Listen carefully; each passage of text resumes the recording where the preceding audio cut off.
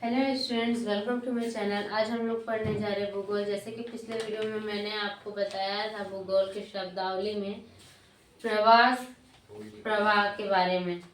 अब हम लोग जानेंगे इस वीडियो में भौम जल स्तर। भौम जल स्तर में क्या है ये हम लोग पढ़ेंगे, जानेंगे। भौम जल स्तर संस्तर की ऊपरी परत है जिस पर सभी छिद्रित स्थान या दरारें पूर्णतया जल से भरी रहती है। भौम जल का जो ऊपरी परत रहता है वो बहुत ज्यादा छिद्रित रहता है, यानी उसमें बहुत सारे छेद रहते हैं, छोटे छोटे छेद रहते हैं और वो सारे छेद जल से भरे रहते हैं।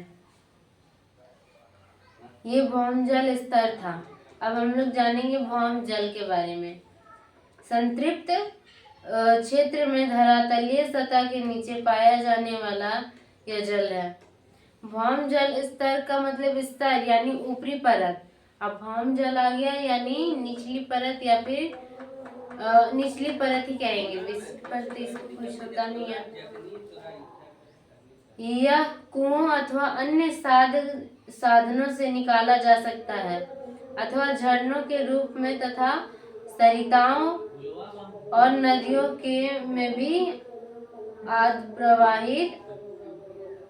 आधार प्रवाह के रूप में निकलता है।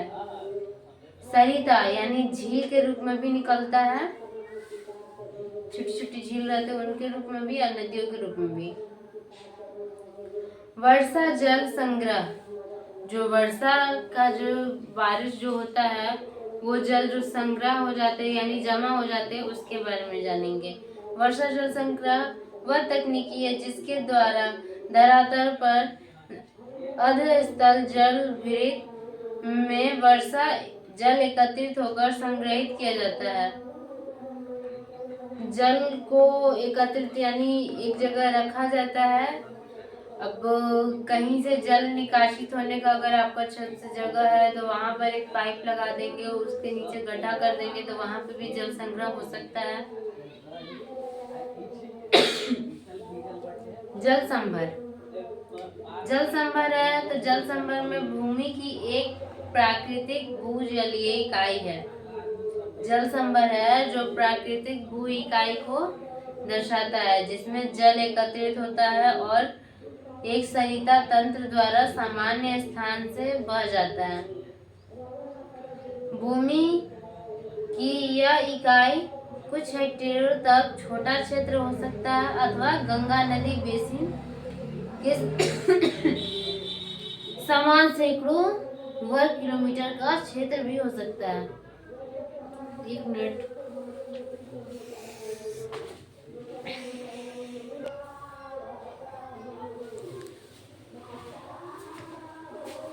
माफ कीजिएगा, कुछ देर का ब्रेक लिए। अब हम लोग जानेंगे जल संभर के बारे में हम लोगों ने पढ़ लिया। अब हम लोग जानेंगे कृषि जलवायु। संपूर्ण जलवायु तथा भू संसाधन दर्शाए जो किसी प्रदेश की कृषि और संभवतः आर्थिक दशाओं के विकास के लिए महत्वपूर्ण होती है। जलवायु में वायवी में वायु नहीं सोचिएगा, मैं लिख देती हूँ।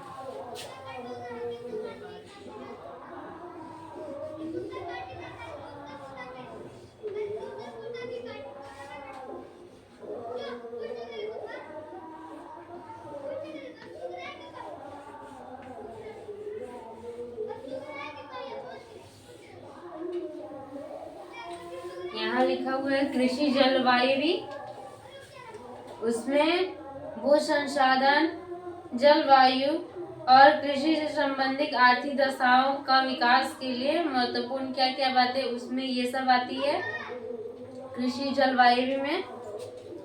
फिर ऋतु प्रसाव, मौसमी प्रसाव का प्रचलन है जिसके अंतर्गत ग्रीष्म ऋतु में चरवाहे समुदाय एक दूसरे को चारागाह में प्रवास कर जाते हैं। शीत ऋतु में यह समुदाय अपने स्थायी निवास पर लौट जाती है।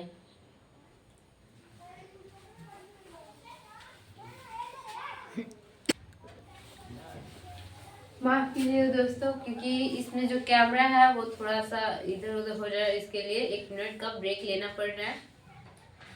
तो आज के टॉपिक में इतना ही, मिलते हैं नेक्स्ट अगले दिन हम लोग।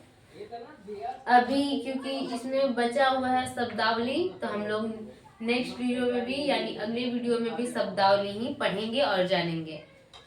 तब तक के लिए थैंक यू।